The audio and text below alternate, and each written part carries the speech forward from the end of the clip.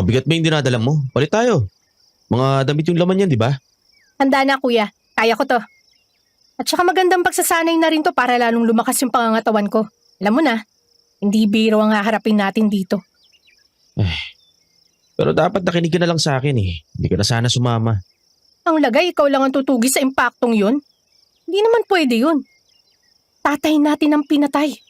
Kaya sasama ako para makuha ang hustisya na para sa kanya. Anong gusto mo? Magmukmuk na lang ako sa Maynila? Magtrabaho? Habang ikaw nilalagay sa panganib ang buhay para makaganti. Nako, hindi. Tama na, tama na. Napakataldal mo talaga eh. Kala mo, araw maliit yung bibig mo. Kala mo pa yung baril na ginagamit dun sa tundo. Eh kasi naman, buong biyahe natin puro reklamo at pagpapauwi sa akin na lang ang laman ng bibig mo. Kung gusto mo kuya, para magkaalaman kung kaya ko ang sarili ko, magsuntukan na lang tayo dito. Ano? Ang matalo, siyang uuwi. Ano? Ay nako, tinupa ka na naman. Ay, manang-mana ka talaga kay nanay. Oh, tama ng pagpapahinga. Buhatin mo na yan at mahaba pa yung lalakarin natin. Duwag. Pero walang pinagbago tong daanan na to Parang hindi lumipas ang 7 taon. Totoo. Narito pa rin yung mga punong inaakyat natin o no? Nandito pa rin yung nakakakilabot na presensya na bumabalot dito. Huh? Talaga ba? Kung ganun, ibig sabihin, hindi talaga natalo ni tatay ang nilalang na yun. Gaya ng mga sinasabi ng mga kapitbahay noon. Ano ka ba? Kitang-kita ko kung paano natalo ni tatay yung halimaw na yon na lira. Ako, saka si Mang Alonso. Kitang-kita namin kung paano gumulong yung ulo ng aswang na yon bago naagnas yung katawan ng gabing yun. Kung ganun, kaninong presensya ang nararamdaman mo rito ngayon? Hindi ko alam pero isa lang ang sigurado ako. Meron pa rin umaaligid dito ng kampo ng demonyo. At yun ang tutugisin natin. Dahil malamang sa malamang, isa rin yun sa pumatay kay tatay. May punto ka kuya. Teka, 1 linggo lang ang pagitan ng pagkamatay ni tatay at ni Mang Alonso. Hindi kaya paghihiganti talaga to? Pwede. O baka pwedeng nagkataon lang. Pero huwag kang magalala. Hindi magtatagal, malalaman din natin ang sagot sa mga tanong niyan. Yan naman ang pinunta natin dito eh. Kung sa bagay. Kuya, ano yun? Alerto ka. May kung ano sa paligid natin. Nasa iyo yung punyal ni tatay, di ba? Yung niregalo niya sa'yo. Oo kuya, ito nga at kinukuha ko na. Alira! Papalapit sila! Umanda ka! Kuya, hindi ko alam kung saan sila lalabas. Kuya! Alira! Dito! Kuya! Kaninong sigaw yun? Yun ang alalahanin natin. Eh, paano yung mga papasugot sa atin? Wala na yung mga yun. Bigla silang nawala. Parang nag-iba ng direksyon. Tingin ko, tinignan lang kung sino tayo eh. Ha? Basta bilisan mo na. Huwag ka na masyadong maraming tanong. Doon! Bilis! Bago pa tuluyan lumubog yung araw. Ayun kuya, may gumagalaw doon. Sige, sundan mo ako. Mag-i-alerto ka lang sa paligid mo. Diyos ko po kuya, patay ng isang yan. Ang malamang loob niya. Nawawala. Naku, sinong demonyong gumawa nito? Doon! May gumagalaw doon kuya. Dito ka lang, Alira. Huwag kang aalis ha. Kuya, sandali. Alira, tumakbo ka na! Hindi ito basta paboy na mo lang! Peste ka! Sino ka? Magsalita ka!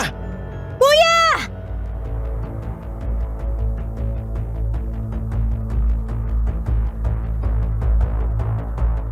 Isang pagbati sa inyo, Sir Jupiter, at sa lahat ng taga-subaybay ng YouTube channel ninyo. Itago na lamang ninyo ako sa pangalang Alira. Isang tubong Cavite at ngayon ay kasalukuyang naninirahan dito sa Tondo. Matanda na ako at hindi na nakakalakad. Kaya isa sa mga libangan ko ngayon ay pakikinig ng mga kwentong itinatampok ninyo rito. Marami akong nababasa ng mga kwento na hindi raw totoo ang mga aswang. Ang iba pinagtatawanan ang mga kwento tungkol dito at ang mga taong napapaharap sa mga ito. Pero isa lang ang sinisigurado ko sa inyo. Totoo ang mga aswang dahil noong kabataan ko, ang pagtugis sa mga ito ang naging hanap buhay ng aming pamilya.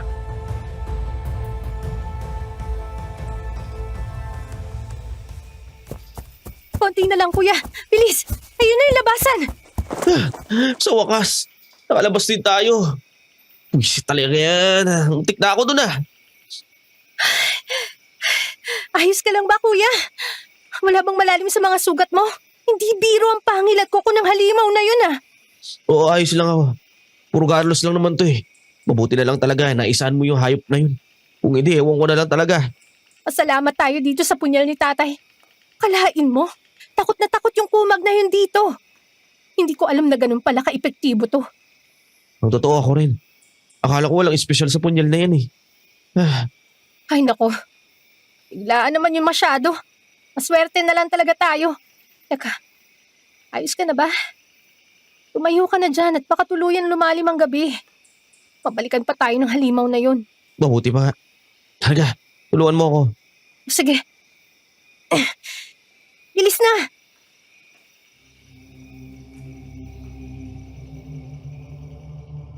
Muli kaming naglakad ni Kuya Mon.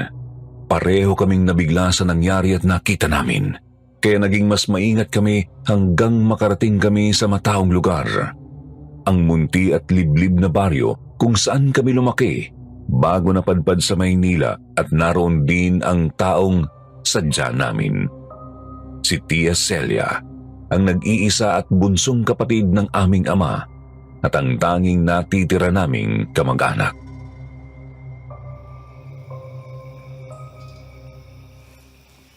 Tia Celia! Mon! Alira! Nandito na pala kayo! Pero teka, ano nangyari sa inyo? Mon, puro kagalos iho! At bakit parang pawis at pagod na pagod kayo? Napaaway ba kayo? Naku, hindi po pero mahabang kwento, Tia. Pwede ba kami pumasok? Nauuwaw na kasi ako eh. Ako po gutom na. Kanina pa kumakalaman sikmura ako. Ay oo, sige, pasok! At magsasara na rin naman ako nitong tindahan. Sige, pasok! Dumiretso na kayo doon sa kusina at naroon ng pagkain. Huwag na kayong mahiya. Salamat po.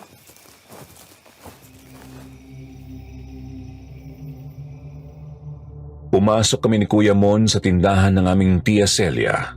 Mas lumaki yun kesa noong naroon pa kami. Pero walang pinagbago ang aura ng lugar. Malungkot pa rin. Lalo na nang makita ko ang mga larawan ng kanyang asawa at anak na nakasabit sa pader. Maliliit pa kami ni Kuya nang mamatay ang mga yon. Nawala sila sa kakahuyan at hindi na nakita pang muli.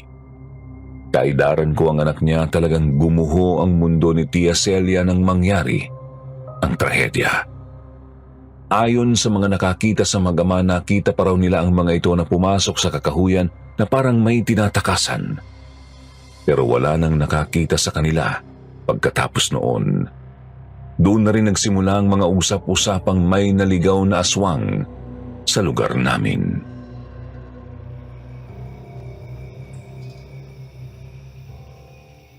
Alira, tara dito. Akala ko pa nagugutom ka na. Oo, nariyan na. Siguro mas maigi kung lilinisan mo muna yung katawan mo. Lalo na yung mga gasgas at sugat mo. Mabuti pa nga. Sige, dito ka na muna ha. Mauna ka na kumain. Talaga, gutom na ako eh. Oh, Alira, nasaan ang kuya mo? Nasa banyo po. Inalinis ko yung mga sugat niya eh. Baka po ma-infeksyon pa. Ano ba talaga ang nangyari sa inyo? Napaaway ba kayo? Ay, tiya. Nilusob po kami ng malaking baboy ramo. At hindi yun pangkaraniwan. Sigurado kami. Aswang yun. May bangkay pa nga po doon ng lalaki. Walang lamang loob.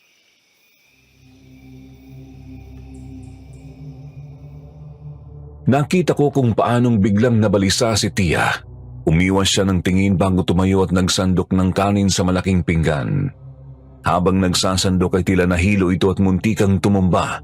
Mabuti na lang at mabilis akong nakakilos noon at nasalo siya.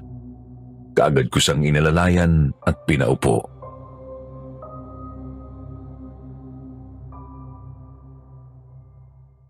Ayos lang ho ba kayo, tiya? Alira, hindi ko alam. Pero parang bumalik siya rito at naghihigante. Ano pong ibig niyong sabihin?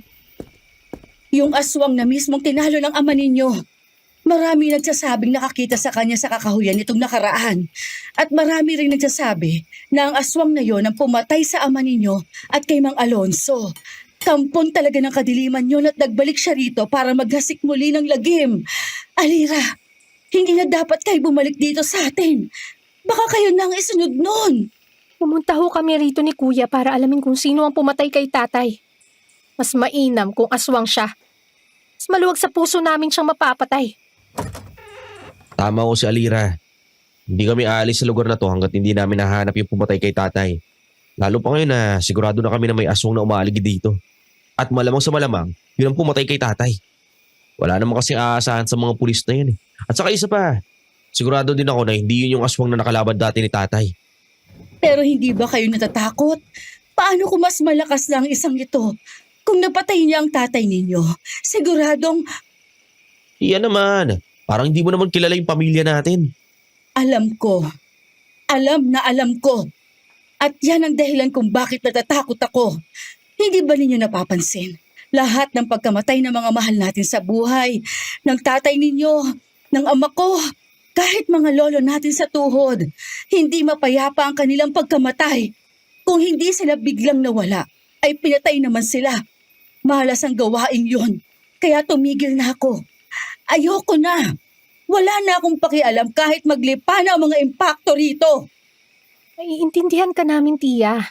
Hindi ka naman namin pipilitin na lumaban kasama namin. Kaya na namin to ni Kuya. Anong sinasabi mo? 3 na lang tayong natitira sa pamilyang ito. Sa tingin ba ninyo, pababayaan ko kayong tugisin ang aswang na yon?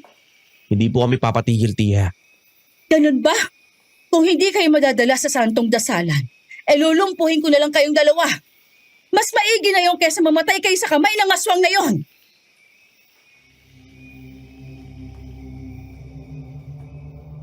Nagulat ako nang biglang hinugot ni Tia ang isang yantok sa likod ng diuling na kalan at walang ano-anong pinaghahampas niya ako. Mabuti na lamang at kaagad akong nakatayo. Sa pool ang lamesa at halos magtalunan ng lahat ng nasa ibabaw niyon. Kaagad namang kumilos si Kuya Mon. Nakapunta siya sa likuran ni Tia pero bago niya ito mapigilan ay tinamaan siya nito ng siko sa ilong dahilan para mapasigaw siya at mapaluhod. Hindi pa nakontento si Tia. Tinadyakan niya si Kuya dahilan para tuluyan itong mapahiga sa sahig.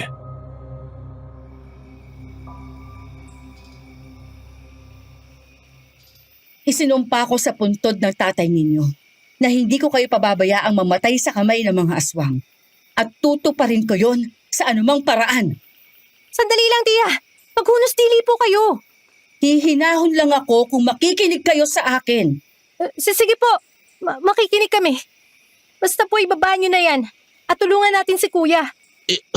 Oo nga, takte. Nabasag ating ilong ko, Tia.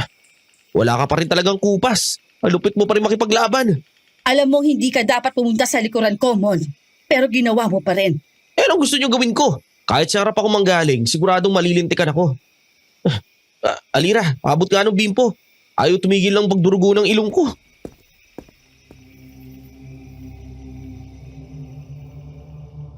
Kaagad kong kinuha ang isang bimpo sa bag ko. Iaabot ko na sana yun kay Kuya nang inagaw sa akin yun ni Tia Celia. Pagkatapos ay siya na ang nagdiin noon sa ilong ng kapatid ko. Napangiwi si Kuya at napasigaw pa nga sa sakit. Pinasinga naman siya ni Tia at pagkatapos ng ilang pisil, tumigil na rin ang pagdurugo noon. Tapos noon ay niyakap ni Tia si Kuya.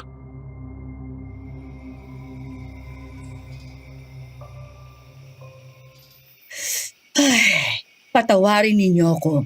Hindi ko napigilan ang sarili ko. Nag-aalala lang talaga ako.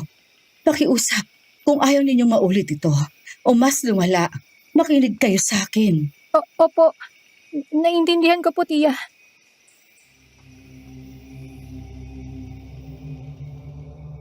Matapos yun ay itinuloy niya ang pagsasandok ng pagkain at inaya kaming kumain. Gutom na gutom ako noon, pero nang dahil sa nangyari ay halos hindi ako nakakain ng maayos. Malayo-layo ang lugar na yon sa mismong bahay namin doon at ganoon din sa sementeryo. Kaya naman doon na kami nagpalipas ng gabi. Si Tia naman ay lumabas para ipagbigay alam sa mga kalalakihan doon ang nakita naming bangkay sa kakahuyan.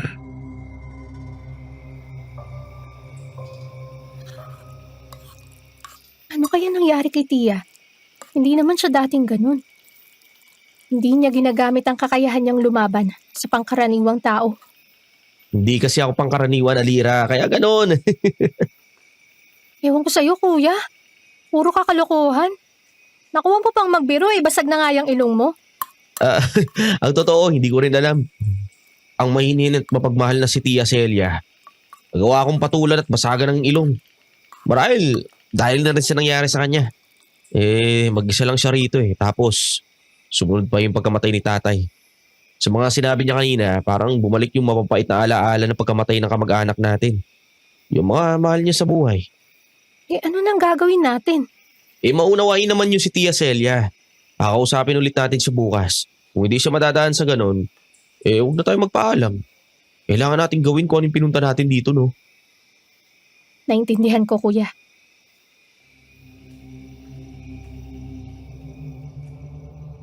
Bagamat pagod sa biyahe at sa pagtakbo mula sa dambuhalang Baboy Ramo ay hindi ako makatulog ng gabing yun. Naalala kong pagulong-gulong lang ako sa higaan bago nakaiglip at parang saglit lang ay ginising na ako ng tilaok ng mga manok. Kaya naman pagod at antok na antok ako ng sumunod na araw. Maaga rin namang nagising si Kuya ng umagang yun. Dediretso na kasi kami para dalawin si tatay sa sementeryo at pagkatapos ay pupunta sa bahay namin noon. Maasa kami noon na may makikita kaming ebidensya sa pagkamatay ni tatay.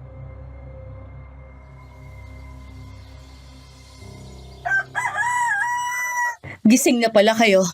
At aba, nakaligo na rin. Pupunta na ba kayo sa sementeryo? Opo, Tia. Tara po, magkape na rin kayo. Ay, salamat. Walang asukal lang sa akin, ha? Oh, Mon, kumusta na ba ang ilong mo? Ayos naman po. Hindi naman ata talaga nabasag ito nga lang, may mga pasa. Pasensya na talaga, ha? Naku, huwag niyo na pong isipin yun, Tia. Wala to, bukas makalawa, wala na rin to. Sige, pero pag may problema, sabihan mo ako. Dadalhin kita sa doktor. Opo, Tia. Pero, Tia Celia, ang totoo, gusto ko na tong itanong sa inyo kagabi. O kaso, nagkagulo naman tayo. Ano yun? Gusto ko po sanang malaman, paano po ba talaga namatay si tatay?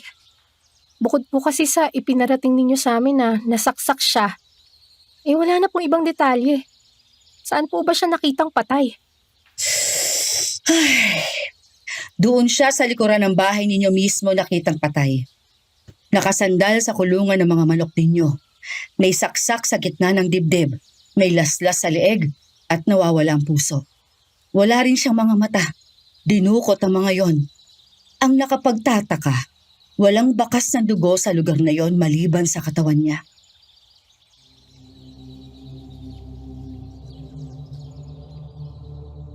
Hindi ko napigilan ang sariling maiyak nang marinig ko ang tunay na sinapit ni tatay. Napahagulgul ako noon, Sir Jupiter. Nanghina ako at napaluhod pa nga sa sobrang dalamhati. Kaagad naman na akong niyakap ni Kuya Mon.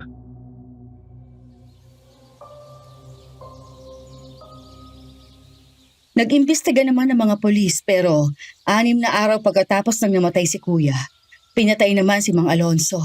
Parehong-pareho ang pagkamatay nila. Wala ring dugong nakita doon sa paligid ng bangkay niya. Ginawa ng mga pulis ang lahat pero hindi ko alam kung bakit bigla na lang silang tumigil sa pag-iimbestiga. Ano pa nga ba? Wala namang maaasahan sa mga yun Alira, Mon, alam kong tumatakbo sa mga isipan ninyo. Alam kong hindi ko kayo mapipigilan kahit lumpuhin ko kayong dalawa.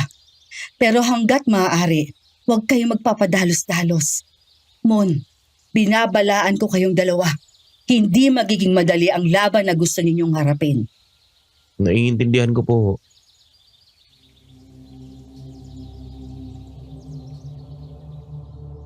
Nagkatinginan kami ni Kuya Mon pero hindi na kami kumibo. Nagagahan kami at pagsikat ng araw ay lumabas na kami ng bahay. Muling nagpaalala si Tia pero hindi na namin yun pinansin ni Kuya. Habang naglalakad kami ay nakita namin ang kumpul ng mga tao sa daan. Lumapit kami doon at napangiwi kami nang makita ang isang kalabaw na walang buhay. Wasak ang tiyan noon at wala na ring mga mata. Kagad naming narinig ang mga usap-usapan tungkol sa mga aswang.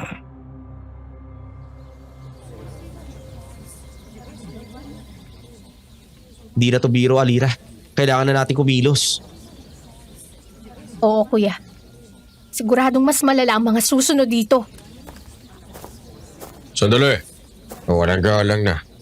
Kayo ba ang mga anak ni Lucio, hindi ba? Yung sikat na albularyo dito. Oo, kami nga ho. Teka, sino ba kayo? Ako si Lando. Ako yung kapitan rito. Kapitan? Bakit hindi ko ho ata kayo namumukhaan? Taga rito ho ba kayo? Sa pang-apat na taon ko pa lamang to. Anak ako ni Mang Tasyo, yung dating kapitan. Sa Maynila lang ako nag-aaral at nagtrabaho. Umuwi-uwi ako dito noon. Naaalala ko nga kayo. Oo, naalala ko na. Teka, ano po kailangan ninyo? Galing ako sa inyo. Kakausapin ko sana kayo tungkol sa bangkay na nakita sa kakahuyan. Kayo raw ang nakakita noon ayon sa tsahin ninyo. Kami nga ho. Meron lang akong mga nais na itanong sa inyo. Ayos lang ba kung aanyayahan ko kayo sa tanggapan? Pupunta ho kami sa sementeryo ngayon. Marami rin kasi kaming kailangan gawin eh. Hindi naman sa ayaw namin makipagtulungan pero wala namang magagawa yung mga pulis dito eh. Kuya, tama na yan. Itigil mo na yung panggigigil mo sa mga pulis. Kapitan, ang totoo, nakita na lang namin ng bangkay na gano'n ang kalagayan. Pagkatapos nun, hinabol kami ng malaking baboy ramo. Aswang yun. At hindi basta baboy ramo lang. Ayan tayo eh. Kapag hindi mapaliwanag, iniisip natin kaagad kababalagan. May umagalang mamamatay tao dito. At maaaring ang pumatay sa lalaking nakita ninyo ay baka siya rin ang pumatay sa tatay ninyo. Mismo, pero hindi tao yun. Aswang. Ay, wala nang aswang, Totoy. Kahit yung sinasabing napatay ng tatay nyo noon, hindi naman nakita ang katawan noon eh. Walang katibayan. Baka nga tao lang yun pinatay ng tatay ninyo. Para masabing tama ang hinala niya na may aswang.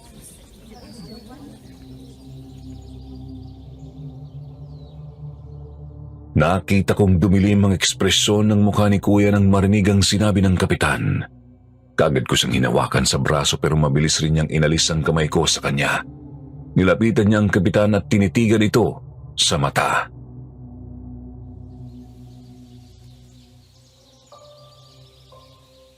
Wala kaming pakialam kung hindi ka naniniwala. Pero para sa kaalaman mo, hindi kriminal ang tatay namin. Hindi lang ang baryong to ang iniligtas ng pamilya namin kahit noon pa. Kaya wala kang karapatan na ipamukha sa amin yung mga walang kwenta mong haka-haka. Tama na yan, kuya. Tara na.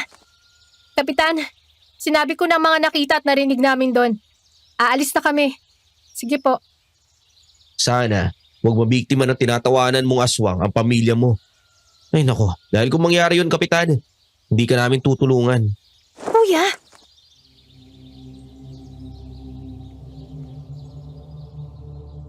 Hinila ko na si Kuya noon hanggang sa makalayo kami sa lugar. Binitawan ko lamang siya noong hindi na namin tanaw ang kapitan. Hindi naman na siya kumibo noon at naglakad na lamang kami papuntang sementeryo. Pagdating doon ay bumili muna kami ng kandila at posporo.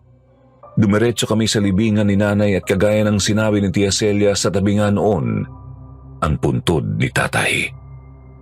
Muli akong nalungkot noon at hindi ko napigilang maiyak.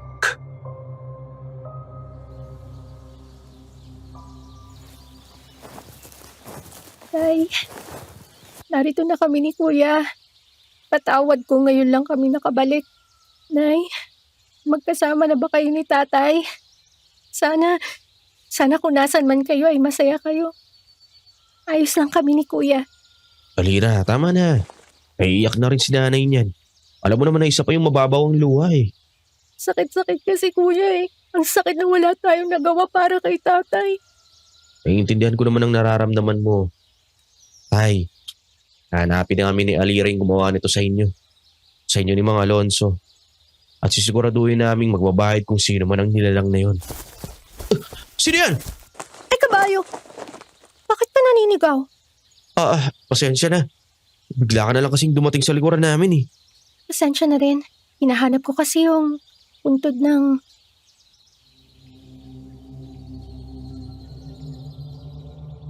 Mahaba ang itim na itim at tuwid na buhok ng dalagang yon na sa tingin ko ay kasing edad ko lang din. Maputla nga lang siya at itim na itim ang mga mata. Wala naman akong kakaibang naramdaman sa kanya, pero nang makita niya ang puntod ni tatay ay natigilan siya at bigla na lamang umiyak. Napaluhod pa ito at napahawak sa libingan ng aming ama.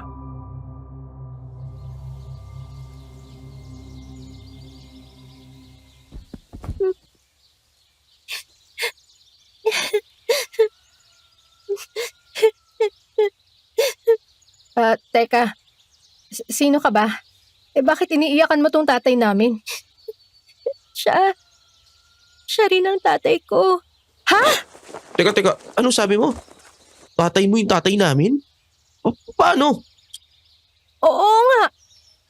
Baka nagkakamali ka lang. Ano bang pangalan ng tatay mo? Pasensya na kayo. Pero ito ang tatay ko. Si Lucio. Lucio Manlapas. Patawad.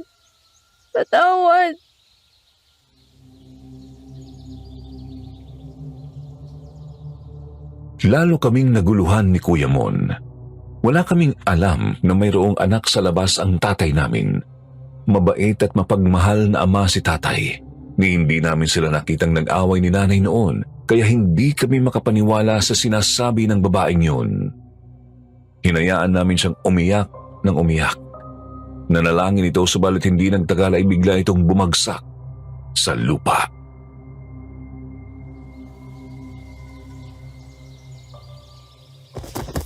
Ala, miss! Ano nangyari? Nawala siya ng malay. Ano gagawin natin? Ay, patawad po. Nakita ko na sila ate at kuya. Kuya, mukhang totoo ang sinasabi ng isang yan. Teka, iuwi na muna natin siya. Tingin ko pagod lang siya kaya naimatay. Sa tingin mo? Mabuti pa nga. Tara na, biglang dumilim ang kalangitan. Parang uulan pa yata.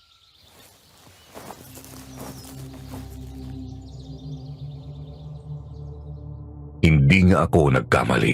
Pag-apak namin sa aming bakuran ay biglang bumuhos ang malakas na ulan. May kalayuan ang bahay namin sa mismong baryo at sa sementeryo.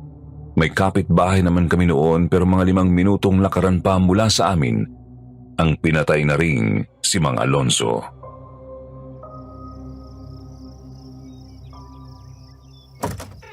Parang walang pinagbago tong bahay.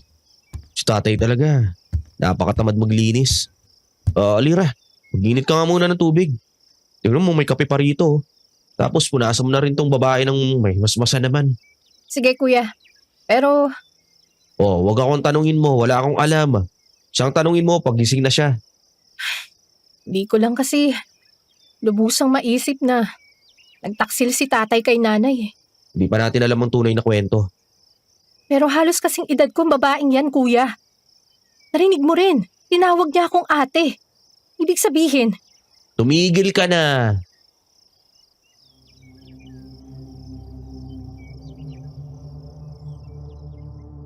Hindi ko na napigilan ang luha ko, Sir Jupiter. Iniisip ko pa lang na totoo ang sinabi ng babae ay sumisikip na ang dibdib ko.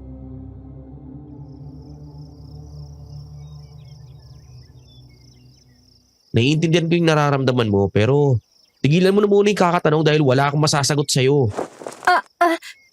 huwag kayong mag-away. Ayun na pala eh. Gising na. Simulan mo na yung pagtatanong mo.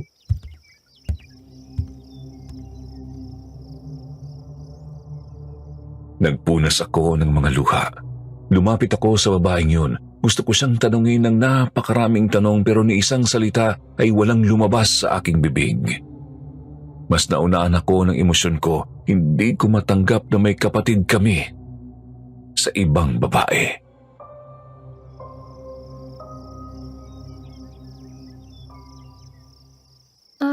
Ako si Elisa. Sa kabilang bayan ako lumaki at nakatira. At tama ang narinig niyo sa akin. Ama ko ang tatay ninyo. Magkakapatid tayo. Teka, paano nangyari yun?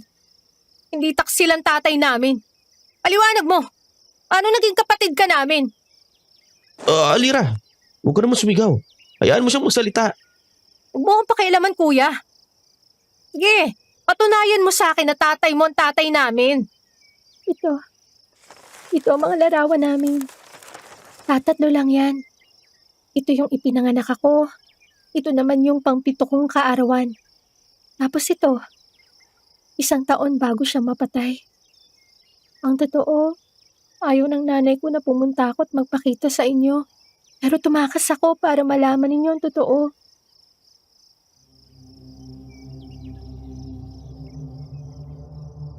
Tinitigan ko ng maigi ang mga larawan at lalong sumikip ang dibdib ko nang makita si tatay sa mga larawang yun. Nakangiti siya habang yakap ang babaeng nasa harapan namin. Pati ang isang magandang babae na sa tingin ko ay nanay ni Elisa at naging kalaguyo ng tatay ko. Ibinato ko sa kanya ang mga larawan at sa sama ng loob ko ay tumakbo ako sa kwarto ko doon at nagkulong. Lalong lumakas ang ulan at nakatulog na lamang ako habang umiiyak.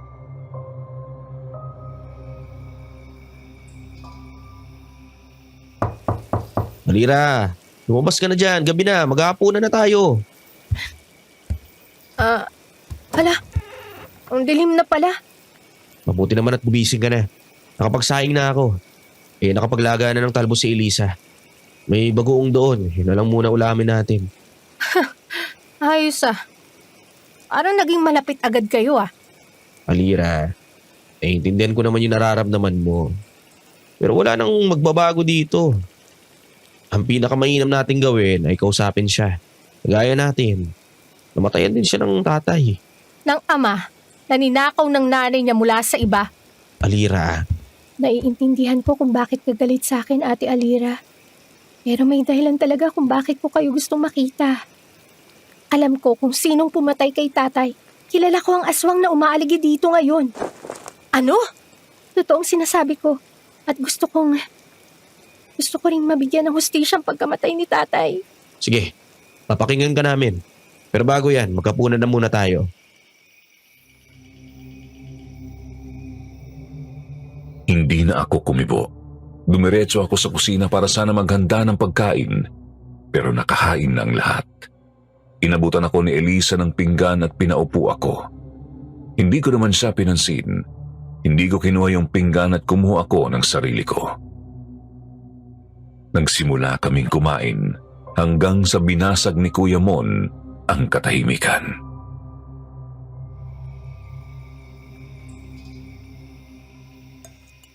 Elisa, sige, simulan mo na. Sino ba talaga yung pumatay kay tatay?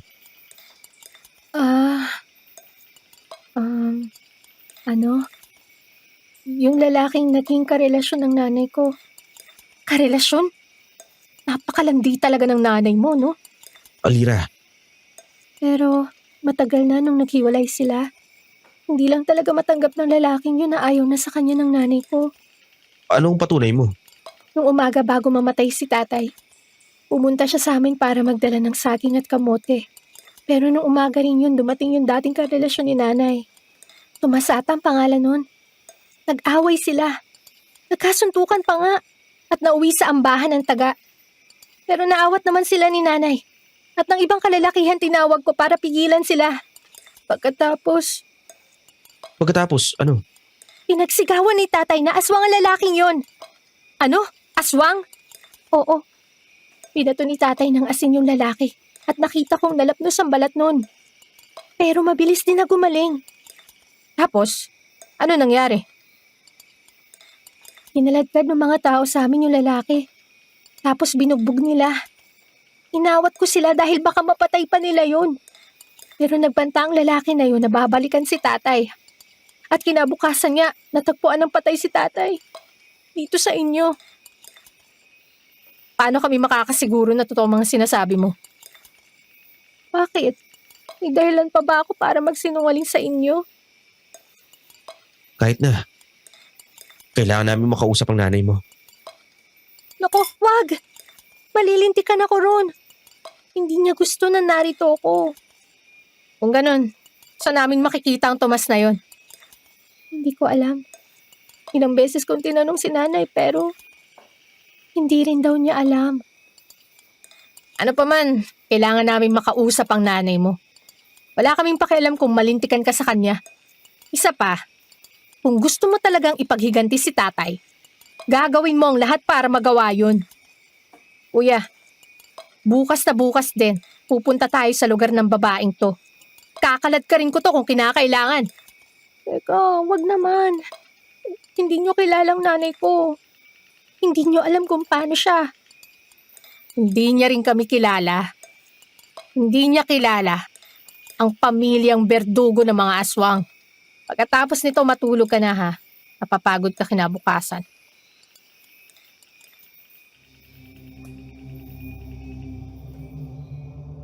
Tumayo ako pagkatapos noon at dinala ang pinagkainan ko sa lababo.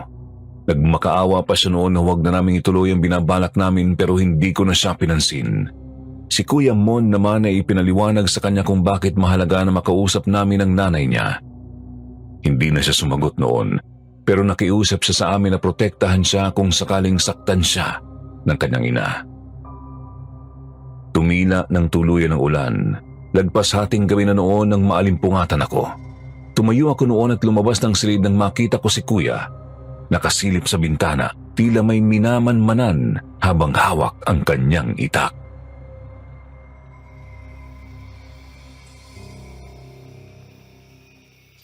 Kuya, anong ginagawa mo? Diyan ka la. May kung ano sa labas eh. Hindi mo ba nararamdaman? Hindi. Teka, ano yun? Aso yata yun? Hindi. Hindi tulog na aso yun. Alira, protektahan mo si Elisa. Kunin mo yung punyal mo. Bakit kailangan ko pang protektahan ng sang to? Alira, ano ba tungkulin natin? Ng pamilyang to. Oo na. Ikaw, huwag kang hihiwalay sa akin. Pag pinasok tayo ng kung anong halimaw na yan na nasa labas at kinain ka, wala akong kasalanan dyan ah. Oo, naintindihan ko.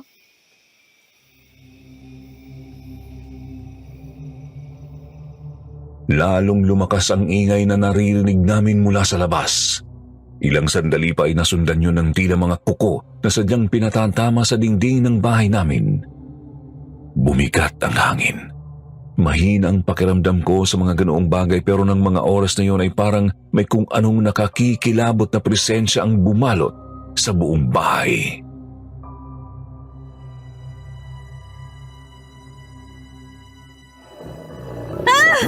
Kuya Mon! Yan yung baboy na mo na lumusob sa atin! Punyeta! Alira! Umalis kayo dyan! Mabilis akong tumakbo papalayo sa bintana. Hinila ko si Elisa at dinala siya sa may kusina.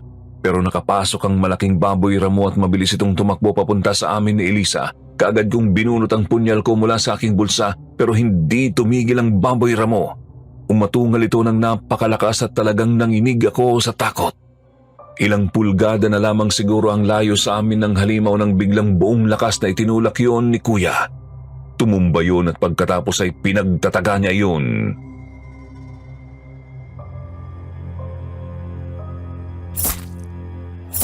Alira! Elisa! Tumakbo na kayo! Bilisan nyo! Hindi kita iiwan, kuya! Makinig ka naman sa akin! Mapapahamak tayong lahat kapag nanatili kayo dito. Bilisan nyo na! Tadtad na ng taga ang baboy ramo at nagkalat na ang dugo nito. Pero bigla itong tumayo at sinuwag si Kuya. Sapul si Kuya sa dibdib at tumusok doon ang matalas na pangil ng baboy ramo. Tulungan natin si Kuya Mon, Alira! Akong bahala sa asin! Aalalayan kita! Di ko kailangan ng tulong mo! Inararo na ng baboy ramo si Kuya Mon. Humampas na sa pinto si Kuya at sa lakas noon ay nagiba iyon. Kaagad na akong kumilos. Mula sa likuran ay patalon kong sinaksak ang halimaw. Napasigaw yun, humarap sa akin at mabilis na lumusob. Akmang sasaksakin ko na yon nang sabuyan yon ni Elisa ng asin. Napasigaw yun at nagsimulang umusok ang mukha at katawan. Lumusob ako, sasaksakin ko na yon nang sinuwag ako nito at pagkatapos ay mabilis itong tumakbo papalayo. Sinundan ko ito sa labas pero kaagad itong nawala sa kadiliman. Si Kuya Mon! Kuya! Ayos lang ako. Alalayan niyo ako makapasok sa loob. Bilisan niyo. Anong ayos? Umaagos ang dugo dyan sa dibdib mo. Elisa, kumuha ka ng damit sa loob. Yung malinis, bilis! Oo, sandali. Hinubad ko ang suot kong damit noon at kaagad na itinapal sa sugat ni Kuya. Pero malalim yun at hindi tumitigil sa pagdurugo. Biniinan ko yun. Napaaray si Kuya pero pagkatapos noon ay nakita kong unti-unti nang tumigil ang pag-agos ng dugo mula doon. Inalalayan ko siya at marahan na ipinasok sa loob ng bahay.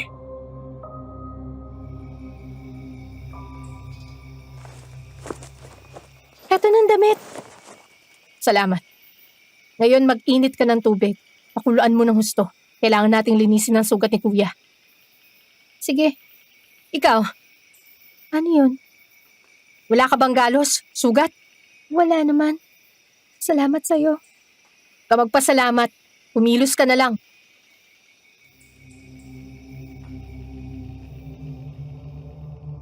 Kaagad namang sumunod si Elisa at hindi na sumagot pa.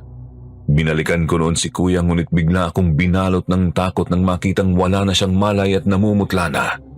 Dali-dali kong tiningnan ang kanyang sugat. Hindi naman na iyon dumudugo pero napakalalim talaga noon. Pinunasan ko ang paligid noon habang pilit na pinipigilan ang maiyak nang biglang hawakan ni Kuya Mon ang kamay ko.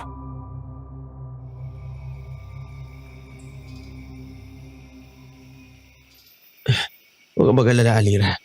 Ayos lang ako. Linisin niyo na lang yung sugat. Tapos maglaga ka ng damo, ng paragis, saka luyang dilaw. Alam mo na yun, di ba? Oo, Kuya. Tapos, pagpahingayin niyo lang ako, ha? Pasensya na, dapat nag-iingat ako. Wala kang dapat ipagpaumanhin, Kuya. Wala ka namang kasalanan. Sigurado ka ba na hindi kita kailangan dalhin sa doktor? Hindi na, bukas lang, ayos na ako. Basta gawin niyo yung pinapagawa ko, tapos budburan niyo ng asin ang bawat papasukan ng bahay na to. Baka biglang, Anong? Pagod na ulo! Ate! Kuya!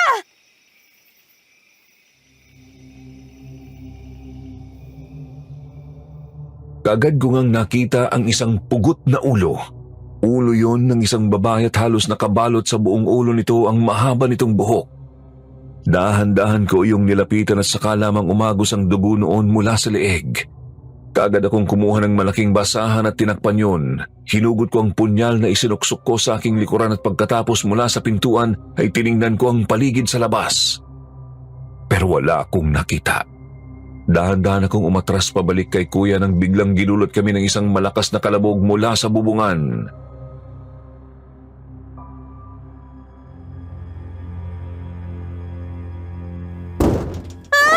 Diyos ko po, ano yun? Yung bubong! Nagustuhan ba ninyong regalo ko sa inyo?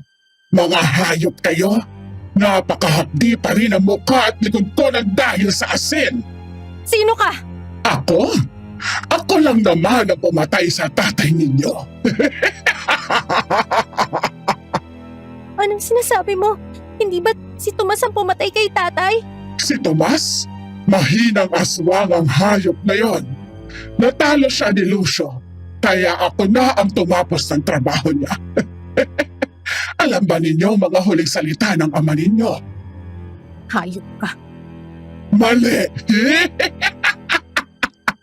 Sinabi niya na humanda ako sa inyo. Na darating kayo para ipaghiganti siya. Kaya nga narito ako. Sinalubong ko pa kayo sa kakahuyan. Pero parang wala namang espesyal sa inyo. Ganun ba? Bakit nagtatago ka dyan? Bumaba ka rito! Alira, huwag mo siya gagalitin.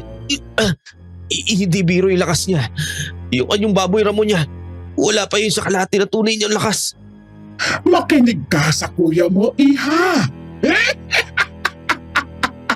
Mukhang siyang nagmana ng kakayahan ng lahi ninyo. At ikaw, wala kang... Puro kasatsat.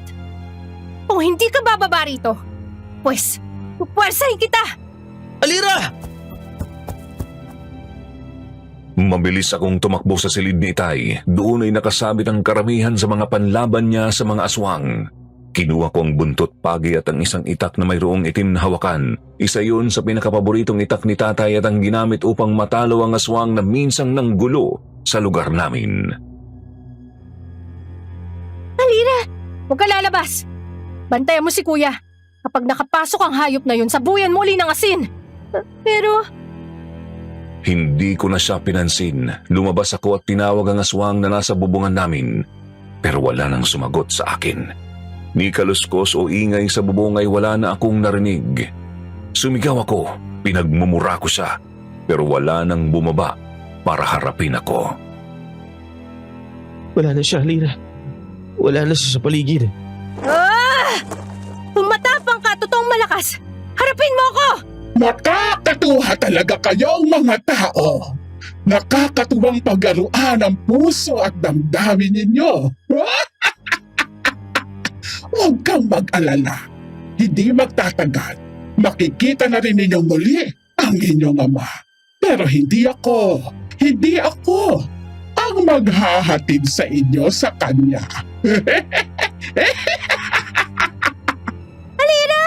Pumasok ka na rito! Tinatawag ka na ni Kuya Mon! Pagbabayaran mong ginawa mo sa tatay namin! At pagbabayaran mo rin ang ginawa mo sa kapatid ko!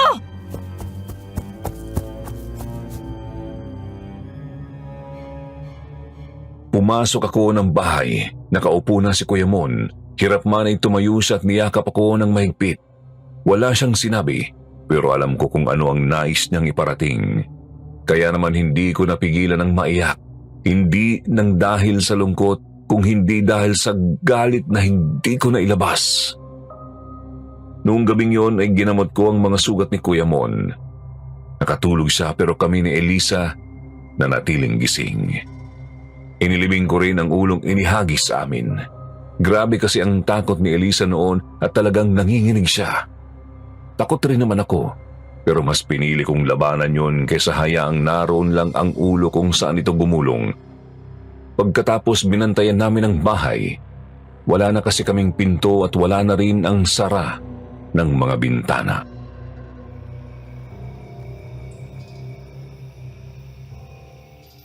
Nakakaingit kayo ni Kuya Mon. Mahal na mahal talaga ninyo ang isa't isa. Anong ibig mong sabihin? Teka, wala ka bang ibang kapatid? Wala. Pag-isa lang ako. Tapos, pinagmamalupitan pa ako. Maayos lang ang trato sa akin ni Nani kapag naroon si tatay sa amin. Malapit ako sa kanya, kaya napakasakit nung makaabot sa akin ng balita. Ano ba nagkakilala si nanay mo at si tatay? Ang totoo, hindi ko alam. Pag nagtatanong kasi ako, palagi ako napapagalitan. Wala na raw akong pakialam doon. Dahil inaalagaan naman daw nila ako. Pasensya ka na kung natarayan kita. Hindi ko lang kasi matanggap na, alam mo na may iba pa palang babae ang tatay ko. Wala yun. Naintindihan ko. Pwede ba kitang tawaging ate? Pwede naman. Talaga mas matanda ako sa'yo.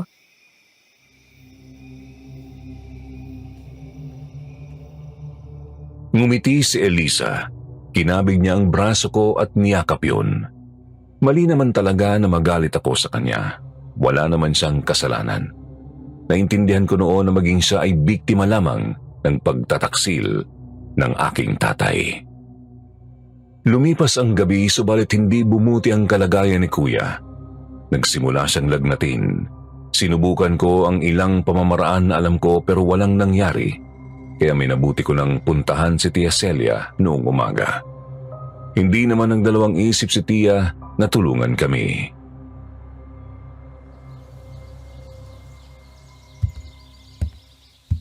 Ate, si Kuya Mon, hinahanap ka kanina pa.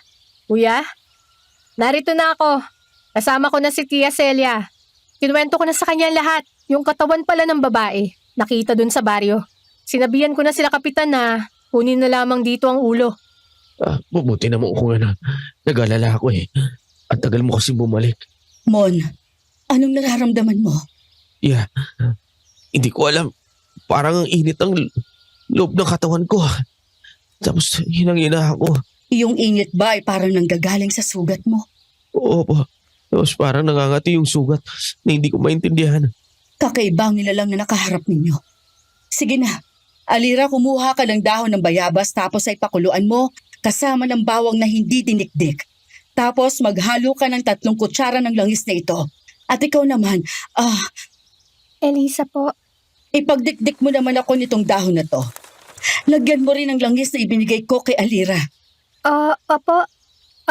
Kayo po ba yung kapatid ni tatay? Oo, pero hindi na tayo narito para magkakilala at magkakwentuhan. Kilos na, bago papatayin ang kamandag ang kuya ninyo. Kamandag po. Oo, kilos na! Mabilis naman kaming kumilos ni Elisa. Si Tia Celia ay naiwan sa tabi ni Kuya at nagsimulang mag-orasyon. Mahusay na manggagamot si Tia. Mas magaling pa siya kay tatay pagdating sa gamutan. Kung hindi lang siguro siya tumigil sa panggagamot at paglaban sa mga kampon ng kadiliman, siguro ay hindi na talaga pamumugaran ng aswang o kahit anong masamang elemento ang lugar namin. Matapos ihanda lahat ng sinabi ni Tia ay iniabot namin ang mga iyon sa kanya. Eksakto at katatapos lang niya noong mag-orasyon sa sugat ni Kuya.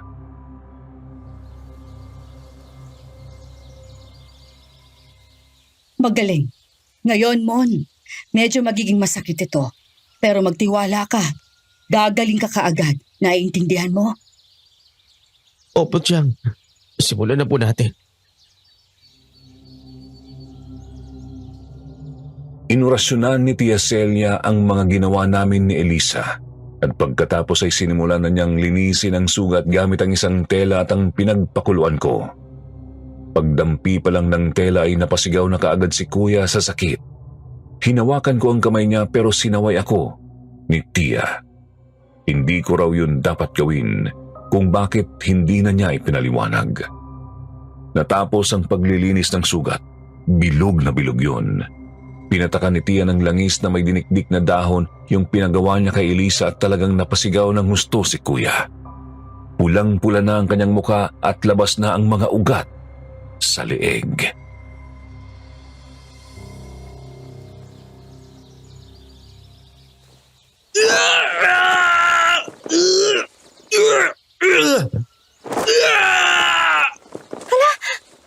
Ano po yung itim na lumalabas sa sugat niya?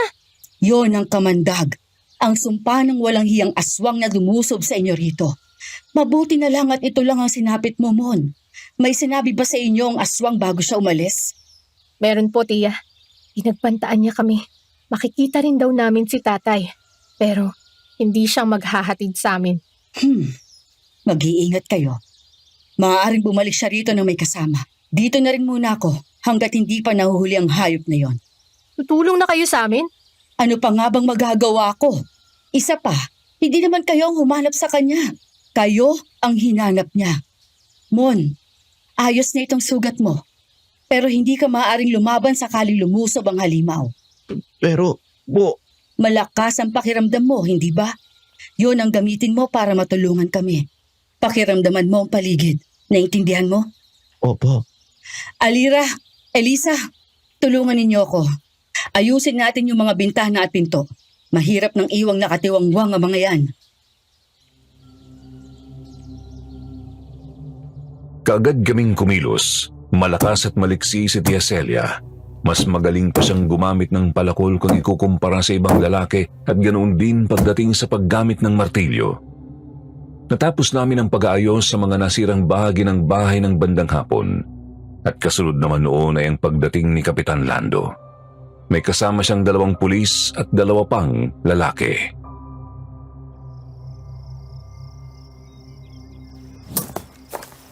Magandang umaga, Manang Celia. Sa inyo rin sa mga anak ni Lucio. Narito pala kami para kunin ang ulo ng babae. Doon, sa may puno. Doon namin inilibing yung ulo. Pinilibing ninyo? Oho, hindi ba't sinabi ko na sa inyo yung kanina? Ano ang gusto nyo gawin namin doon? Takpan lang ng sako? Sandali, hindi ba ninyo alam na kailangan munang imbestigahan yun? Nakuha naman ninyo ang katawan, hindi po ba? Yun na lamang po ang gamitin ninyo sa investigasyon. Isa pa, huwag ninyong sabihin pinaghihinalaan ninyo ang mga batang ito. Hindi naman po sa ganoon. Ang amin lang ay hindi nila dapat yung pinakikialaman. Kapitan, kung kayo makakakita ng ulong biglang gugulong na lang sa harapan nyo isang gabi, tapos nagtagpo yung mga mata nyo ng ulo na yon, anong gagawin nyo? Syempre. Kukunin ko. Tapos ano? Hindi nyo po alam ang gagawin, hindi ba? Inilibing namin ang ulo. Dahil hindi kami sigurado kung may katawan pa yun o wala na. Sambagalang ang ulo na yon. Posible namang. Aswang nga ho. Aswang ho ang nagdala rito nun. Tingnan nyo. Kagagawa lang namin itong mga pinto at bintana. Yung bubong namin, tingnan nyo. Yupi pa rin niya eh. Ilusob kami ng aswang kagabi.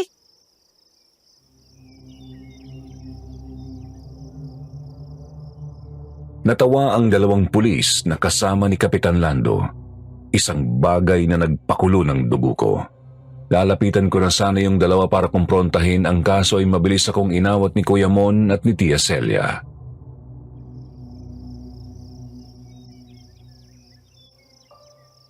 Sige, kung mayroon kayong paliwanag sa mga nangyari nitong nakaraan, sabihin niyo rito.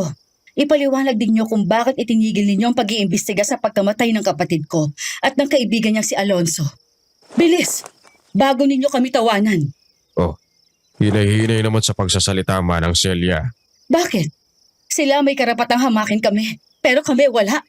Totoo naman ang sinasabi namin. Ang mabuti pa, kunin na ninyo ang kailangan ninyo bago mga ulo ninyo ang pagtatagpasin ko ngayon dito. Alira, ibigay mo mga pala sa mga to bago pa dumilim ang paningin ko.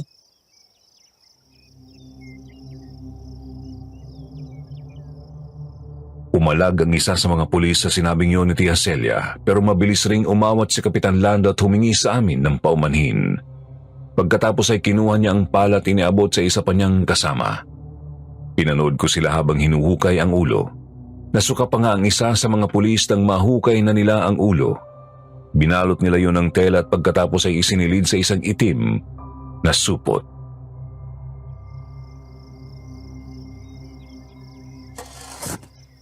Tingnan mo yan si Kapitan. Pakaway-kaway pa. Akala mo naman. Paano ho ba nanalo ang isang yan? Hindi naman yung taga rito. Iba ang nagagawa ng pera, Alira. Basta't may pera ka, magiging kahit na sino ka. Oh, siya. Si Elisa. Nasaan? Oh, nandun lang sa... Oh, iniwan ko lang yun sa kusina ah. Alira, mag-iingat ka sa isang yon. Iba ang nararamdaman ko sa kanya. Para bang may kung ano sa pagkatao niya. Di mo ba talaga siya kilala, Tia? Hindi. Kagaya ninyo. Hindi ko rin alam na meron siyang babaeng anak sa labas. Hindi rin ako makapaniwala na nagtaksil siya sa nanay ninyo. Sana lang, hindi ito nalaman ni Lena bago siya namatay.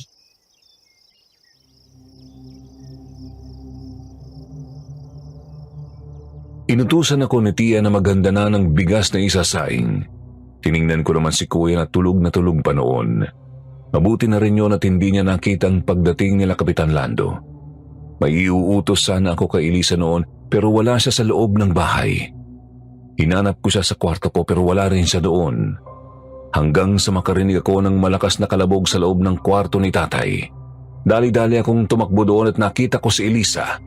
Nakatumba sa tabi ng isang sirang upuan at sa kamay niya ay isang maliit na kahong gawa sa kahoy.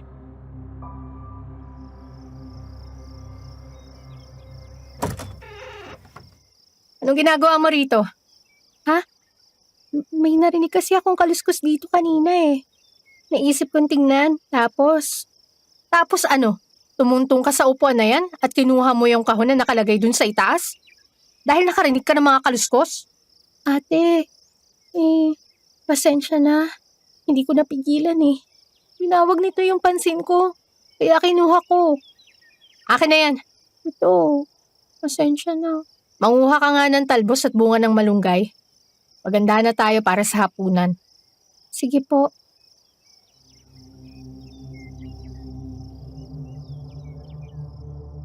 Sinundan ko pa ng tingin si Elisa noon. Dumiretso naman siya sa labas nang walang kahit anong sinasabi. Isinara ko ang pinto at tiningnan ko ang laman ng kahon na kinuha niya. At napakunot ang noo ko nang makita ang dalawang maliit at maninipis na librito doon. Luma na ang mga yon at medyo malulutong na ang mga pahina. Kinuha ko at binuksan.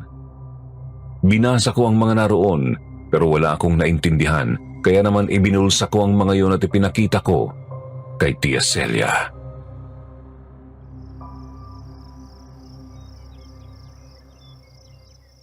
Ano ka mo? Nakita mo itong kinuha ni Elisa? Oo, tiya. Hawak niya yan na makita ko siya sa kwarto ni tatay. Kahina-hinala rin yung dahilan niya kung bakit siya naroon. Ano ho ba yan? Orasyon ito ng pagpapalakas ng kapangyarihang itim. Sa pagkakatanda ko, sa lolo namin ito sa tuhod. Tapos, ipinapasa-pasa para protektahan namin at hindi mapunta sa masasamang loob. Kung ganon, Sinabi ko na sa'yo, mag-iingat ka sa babaeng yun. Alira, aksidente man o hindi, na nahawakan niya ito, ay maging alerto ka pa rin. Naiintindihan mo? opo.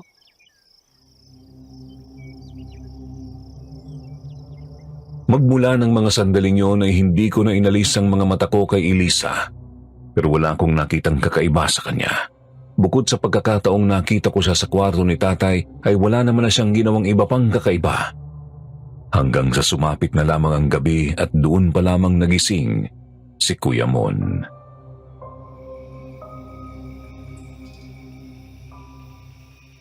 Wakas, nagising ka rin. Kumusta ng pakiramdam mo? Ayos naman na. Medyo masakit pa yung sugat pero hindi hamak na mas magana yung pakiramdam ko ngayon. Mabuti naman kung ganon. Alira! Subukan mo ang gisingin niyang kuya mo at kakain na tayo. Gising na po siya, tiya. Pupunta na lang po ako dyan para kumuha ng pagkain. Hindi na. Kaya kong maglakad. Sigurado ka? Oo. Nasugatan lang ako pero hindi naman ako lumpo. Yabang. Naghihingalo ka na kagabi. Ala sige. Tara na kung mapilit ka.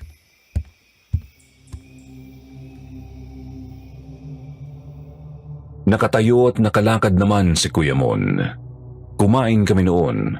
Tinanong ni Tia Celia si Elisa at kung ano ang mga sinabi niya sa amin ay yun lang din ang mga isinagot niya kay Tia. Walang kakaiba sa kanya pero hindi pa rin mawala sa isipan ko ang totoong dahilan tungkol sa ginawa niya noong hapon. Sinabi ko rin yun kay Kuya. Tinanong ko siya kung may nararamdaman ba siyang kakaiba kay Elisa. Subalit wala raw. Sigurado raw siyang normal na tao lang ang babaeng yun.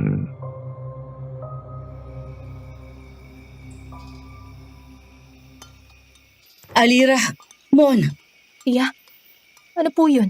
kunin niyo to. Ano ho yung mga yan? Mga medalyon? Oo, mga medalyon ito na minanapan ng tatay ninyo mula sa mga ninuno namin. Pero parang hindi ko pa po nakitang suot yan ni tatay dati. Dahil palaging nasa bulsa lamang ito at hindi dapat ipakita sa iba hanggat maaari dahil mawawalan ito ng bisa.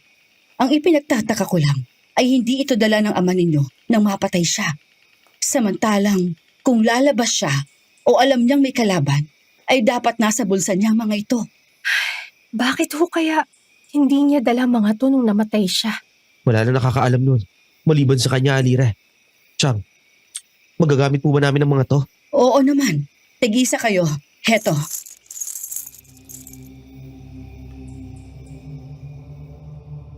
Pagkaabot noon sa amin ay ipinatong ni Tia Celia ang mga kamay niya sa mga ulo namin ni Kuya. May ibinulong siya at biglang mula sa ulo ko ay may naramdaman akong kuryente.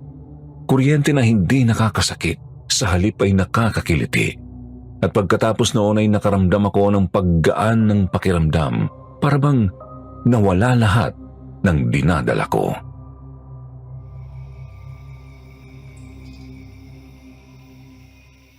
Kung babalik ang kalaban ngayong gabi, tatapusin natin siya ngayong gabi. Tayong tatlo na lang ang natitirang berdugo ng mga aswang sa lugar na ito. Ipagpaumanhin ninyo kung minsang Kuminsang naduwag ako. Wala yun, Tia. Naintindihan namin lahat ng pinagdaanan mo.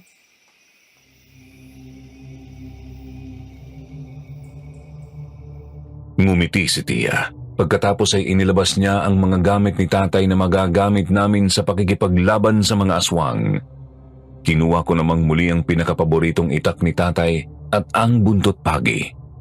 Pagkatapos ay kinuha ko ang isa pa sa mga itak na nakasabit doon at iniabot kay Elisa.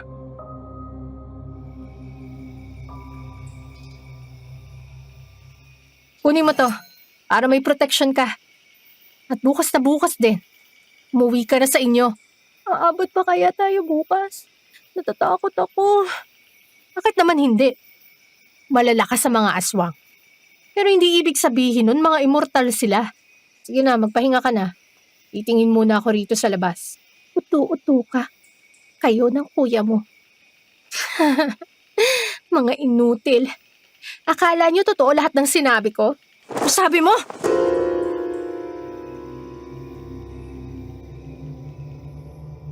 Bigla akong nilusob noon ni Elisa gamit ang itak.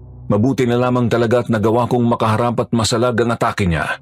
Sinipa ko siya sa sikmura, pagkatapos ay sinuntok ng malakas sa mukha pero hindi siya natinag. Muli siyang aatake nang biglang dumating si Tia Celia at naitulak siya papalayo dahilan para humampas siya sa may lababo.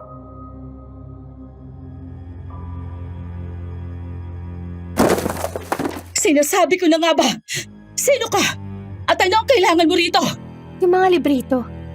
At ang ulo ng dalawang yan. Bakit? Ano ang dahilan mo? Ang dami mong tanong. Wala rin namang kwentang malaman nyo ang sagot dahil mamamatay na kayo ngayon.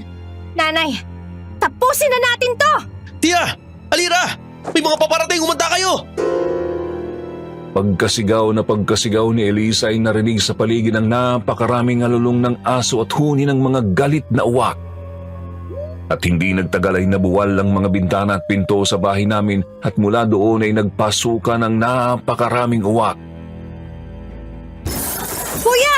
Huwag niyo ko alalahanin. Kaya ko sarili ko. Hayop ka, Elisa! Traitor ka! Hindi naman. Tanga ka lang. Totoo yun. Ay, ang sarap ninyong panoorin. Ang mga tao nga naman, napakadaling paglaruan ng puso. Ikaw! Ikaw yung mga nasa larawan. Ikaw ang ina nitong si Elisa. Ako nga, nagulat ka ba? Ako rin ang aswang na humabol sa inyo magmula nang magbalik kayo rito. Alira! Chang! Mag-iingat kayo ah! Hindi biro ang lakas ng isang yan. Ang nagmana ng malakas na pakiramdam ni Lucio. Sayang nga lang at hindi sa akin nagamit ng tatay mo ang abilidad na yan. Paano? Tawag ng laman ang inuna niya. Kalokohan! Hindi ganun ang tatay namin! Sinungaling! Sinugod ko noon ang babaeng yun, subalit nilusob ako pabalik ng mga uwak. Wala akong nagawa kung hindi ang sumalag. Puro naggalos ang mga braso ko noon pero pinilit kong makaabante. Nang bigla na lamang may tumama sa sikmura ko. Napalhod ako at nang mapatingin ako sa pwesto ni Kuya ay nakatumba na rin ito sa sahig. Isang malakas na sipa ang tumama sa mukha ko pero bago pa ulit makaatake ang babae ay tinamaan ito sa ulo ng kaldero. Layuan mo ang mga pamangkin ko! Oy! Ang kapatid ni Lucio. Ang minsang tinaguriang pinakamalakas na babae. Pinakamalakas pero hindi na protektahan ang asawa at anak. Hayop ka! Dinamba ni Tia Isabel ang babae. Sunod-sunod na suntok ang pinakawalan niya pero wala iyong talab. Itinulak siya ng babae dahilan para tumalsik siya at tumama pa nga sa bubungan. Pero hindi ko pinabayaan si Tia. Nang akmang lulusubin na siya ng babae ay kaagad ko yung inundayan ng taga. Subalit mabilis lang nitong nasalo ang itak. Tumingin ito sa akin at talagang nanghilakbot ako nang makita ang nanlilisik at pulang-pula nitong mga mata. Elisa, utusan mo na ang mga uwak. Tapusin ang ipis na to. Opo. Itinulak ako ng aswang at agad naman akong nilusob ng mga awak. Pero hindi ako nagpatinag. Tumayo ako. Nakita ko si Elisa na nag-oorasyon. Puro na ako sugat ng dahil sa tuka at kuko ng mga awak. Pero hindi ko yun ininda. Tumakbo ako papunta kay Elisa. Hinawakan ko siya sa buhok at buong lakas kong inihampas ang ulo niya sa lababo.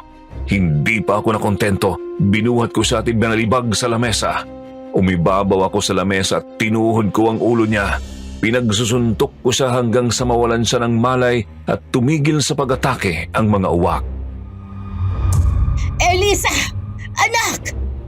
Hayop ka! Ngayon katapusan mo na!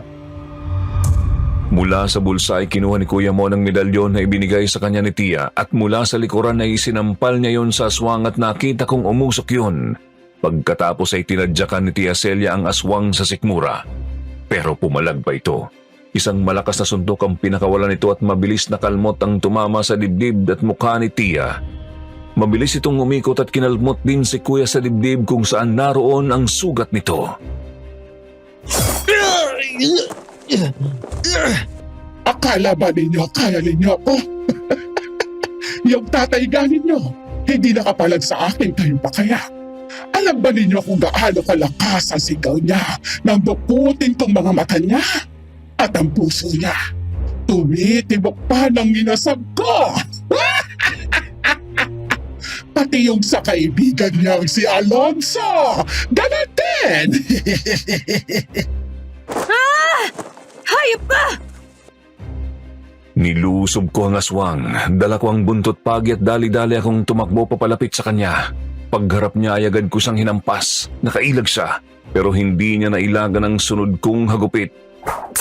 Tinamaan ko siya sa mukha at agad iyong nalapnos. Pagkatapos ay sunod-sunod ko siyang pinaghahampas. Nagkasugat-sugat na ang kanyang mga braso at nagtalsikan na ang dugo sa paligid.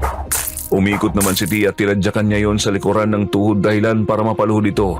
Nang halos kita ko na ang buto sa mga braso ng halimaw na yon ay saka lamang akong tumigil. Tuluyan na rin naglabasan ng bahay ang mga uwak. Asukol ka pa rin, hayop ka! Pesteng medalyon yan. Kung alam ko lang sana gagana yan kahit hindi direktang ipinamana. Nangihina na ako. Ngayon, bago kita tuluyan, sabihin mo kung anong totoo. Anong relasyon mo sa tatay namin? Totoong nagkaroon kami ng relasyon. At si Elisa ang naging bunga noon. Pero tao pa ako noon. Galing ako sa pamilya ng mga magkukulam at mambabarang. At naramdaman kong kapangyarihang kailangan ko kay Lucio. Kaya inakit ko siya. Pinaniwala na mahal ko siya. Pero hindi ko ni minsan minahal ang ama ninyo. Hayop ka! Nagdahil sa kapangyarihan. Nagawa mo yun. Anong alam ng isang tulad mo? Ang kapangyarihan ang magdidikta kung mabubuhay ka sa mundong ginagalawan ko. Kaya, nang minsan nagkaroon ako ng trabaho na patayin sa kulang mga aswang, hindi na ako nagkatubili. Ako na ang kumuha sa batong itim at sa kapangyarihan niya. Isa na lang sana ang kulang. Ang iyong librito, Lucio. Maayos kong hiningi yun, pero hindi na ibinigay. Kaya nagawa mo siyang patayin nang dahil lang doon? Oo! Ano pa nga ba? Ang plano, kapag nakuha ko yun, ipapatayin ko na kayong lahat at ako na mag-reyna rito. Ang kaso, sumablay pa itong si Elisa. Kung hindi lang ako nakinig sa mungkahi ng inutil na yan. Kahit sa ang anggulo tingnan, walang tama sa mga ginawa mo. Dinamay mo pa rito ang anak mo. Wala akong pakialam. Wala lang din naman sa akin ang batang yan. Para sa akin, utusan ko lang ang walang silbi na yan. Kapangyarihang itim lang ang nais ko. Pero mukhang hanggang dito na lang din ako.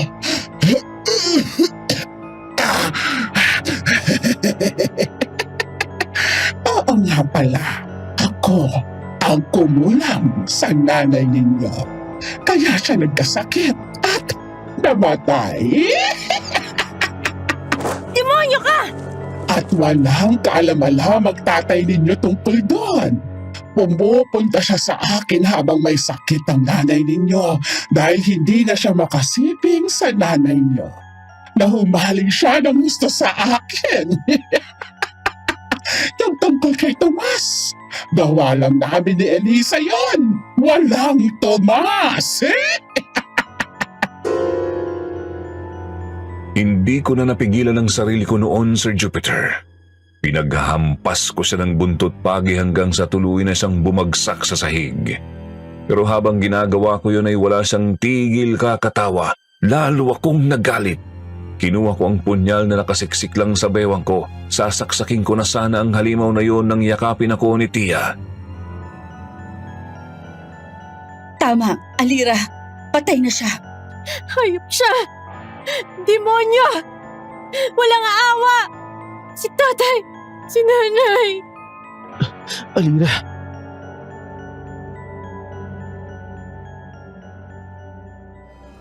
Nahirapan akong kumalma. Pero sa tulong ni Tia ay nagawa ko yun. Itinali ko noon si Elisa sa haligi ng kusina. Pagkatapos ay inilibing namin ang katawan ng nanay niya sa kakahuyang malapit sa amin. Lumabas pa ang itim na bato na pinagmulan ng kanyang kapangyarihan mula sa kanyang bibig. Kinuha yun ni Tia at itinago. Sinigurong wala ng ibang makikinabang noon. Inabot kami ng umaga. At noong araw na yon, ipinahuli namin si Elisa. Sinabi namin kay Kapitan Lando na pinagtangkaan kaming patayin ng babaeng yon at na ipinagtanggol lang namin ang aming mga sarili. Pumalag si Elisa noon, pero kami ang pinanigan ni Kapitan.